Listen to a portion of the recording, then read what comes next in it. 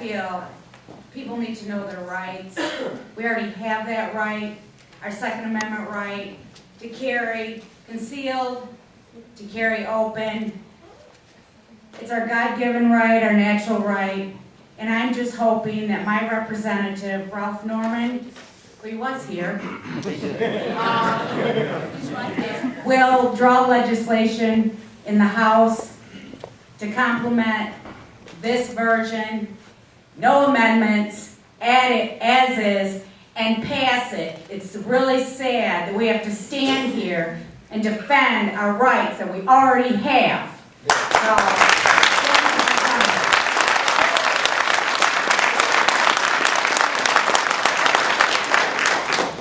Mike Wagner.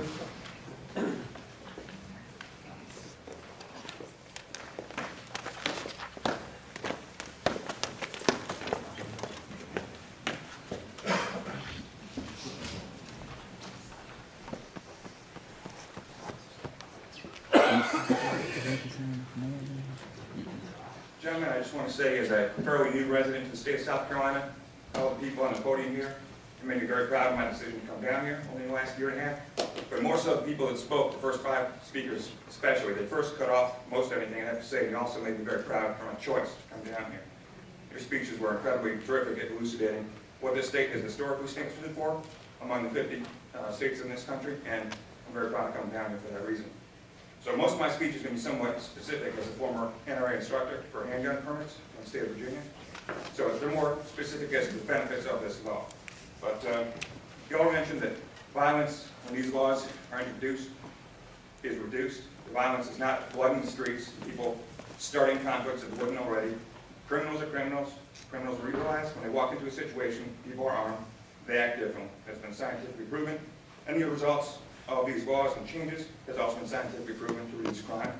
And open carry would do that 3 times more than the effect of a person with a concealed weapon a criminal cannot even see. So most of my comments, as this law primarily would change open carry, are in regards to that. So specifically, who would benefit from this law, primarily as a result of open carry. And that would be myself, as an example of a new resident of this state. I have, as my job, a lot of freedom to live where I want to live. One of my only obstacles to come down here was to realize that the instant I moved down here, my Virginia carry permit, which I've had for years, is invalid. I cannot open carry. I am now a person in the state with completely been stripped of my rights to carry and set the Second Amendment to the Constitution. For as long as it takes me to get through the process, which South Carolina is not terrible, but it's a whole lot more than Virginia, to get a carry permit from this state. So there's 3 to 6 months in which I'm completely vulnerable and have no rights as every other person does in this state. Every person who moves down here is going to be in that situation. This law would remove that. And I got to tell you, it's a pretty large obstacle to make you come down here to a place that doesn't have open carry and is going to put me in that situation. But I figured it's a rough spot. It's going to get ironed out, and it looks like that's happening. I'm very proud of you guys for working on that. Another person.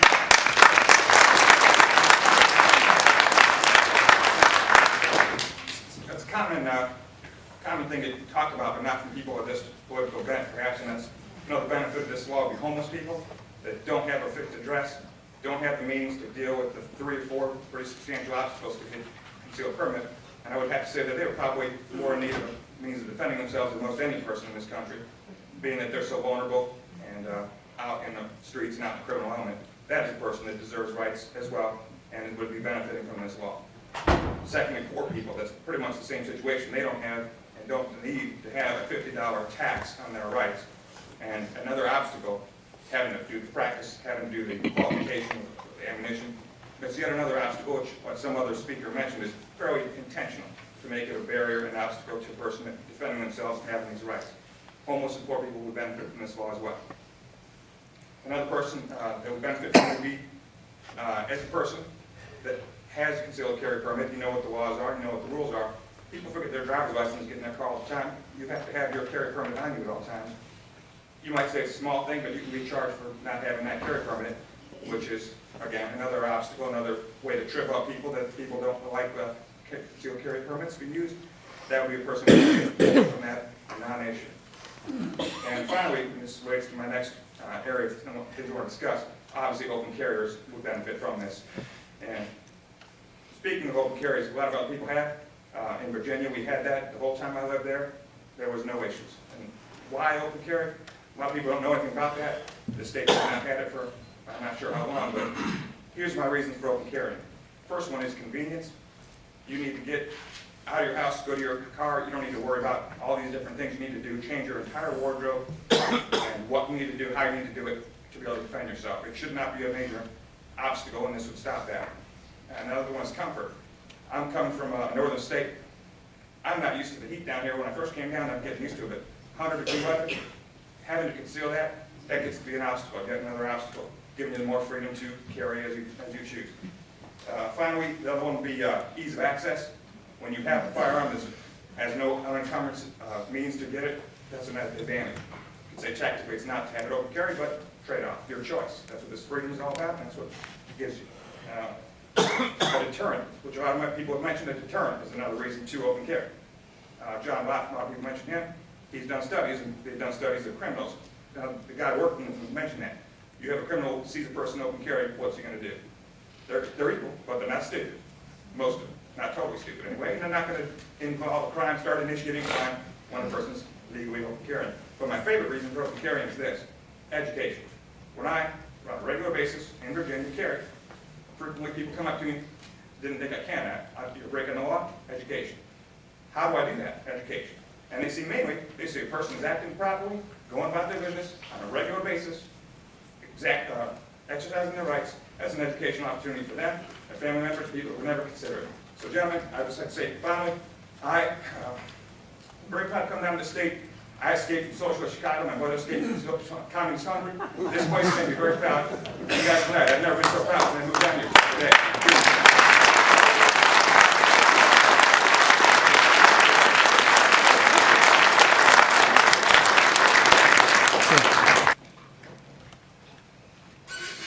Thank you, sirs, for allowing me to speak tonight. I value everyone's opinion here. We're all Americans.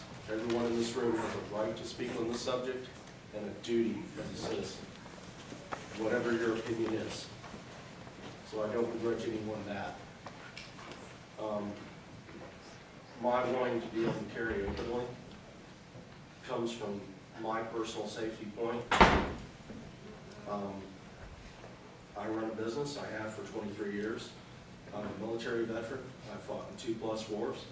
I carry shrapnel in my arm for one.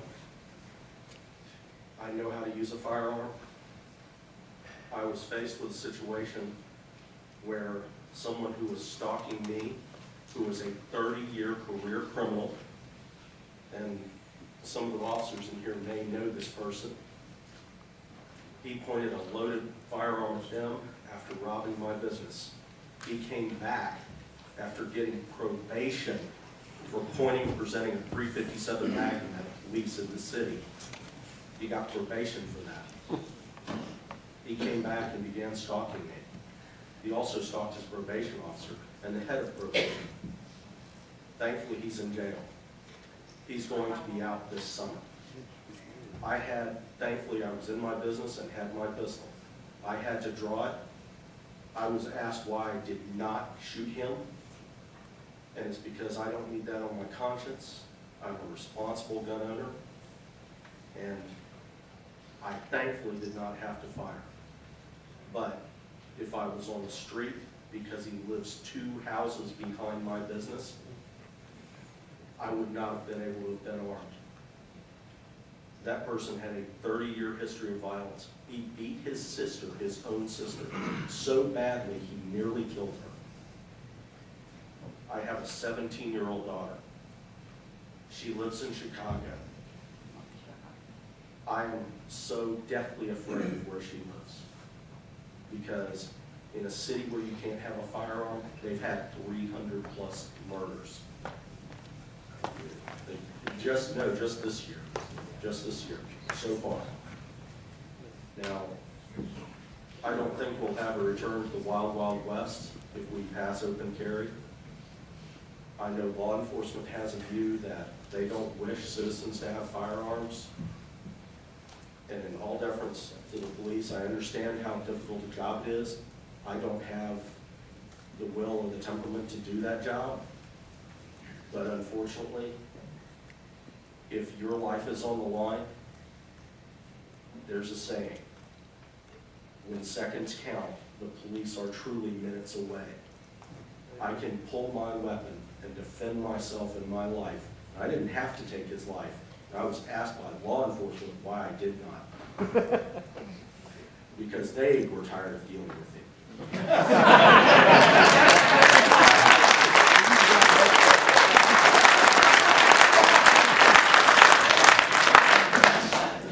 It is the First Amendment to our Constitution is the right of freedom of speech.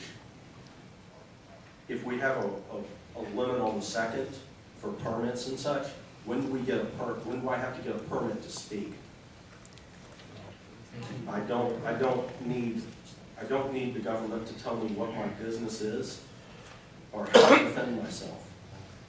I understand there are a lot of people out there that, in my opinion, should not have firearms, but they are legally entitled to. And I think that I have enough sense, common sense, to carry and possess a firearm, use it when I need to, but I pray I never have to use it. But I, by God, want the choice. Because, seriously, if I hadn't drawn my weapon that day, I wouldn't be here. Because he came back after I drew it. He left, he came back. With the police on the way, knowing they were on the way, this man came back in my business. Threatened me again. So, please, restore my rights. Let me be the person that I am. I'm not a criminal. Why am I being punished? Because other people are. That's right, come on.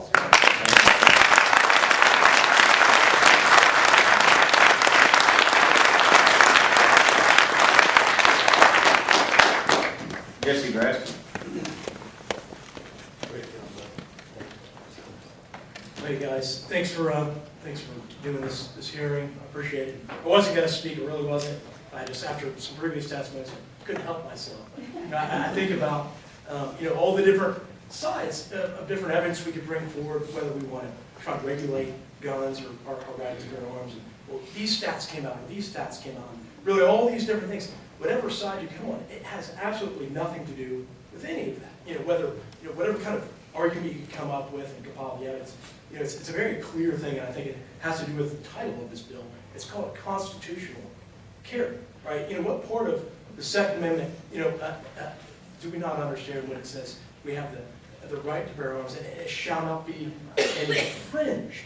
I think of all the sayings of Jesus when he would speak to those in Nazareth. He said, having ears they heard not. And I just think a lot of our politicians right now have no idea. I mean, it's right plain in our face. You cannot infringe. I mean, what is the definition of infringe? To diminish any or to regulate or reduce at all the stature of what it previously was. I mean, that's paraphrasing.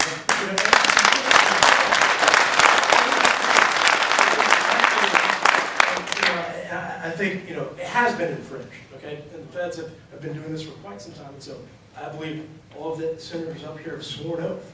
What was that oath? It was to uphold, support, defend the Constitution from who? Enemies foreign and domestic. All right, those that are enemies of our rights, of our God-given rights. So I'm asking you, take back those liberties that have been usurped for far too long. And when it comes to fearing, I got I got a permit for this reason or that reason, and a lot of people, I think it's a good idea to protect ourselves from common criminals, but just a brief study of history shows that it's not your common criminal that's killed millions and millions and millions of people. It's big, centralized, powerful government. People beg to give more powers. Come on. And meanwhile, in a generation or a decade later, there's 80 million, Mao Zedong or Hitler. How many million? Stalin, so on. Tyrants throughout history love to do these things. And so, as we see, the guns have changed. There's new prescription drugs and all these things. And, that has changed, but the nature of man hasn't. Power corrupts, and absolute power corrupts absolutely. And so I just ask that we do not trust say that's up to our Lord and Savior. So that's all I have to say. Thank you.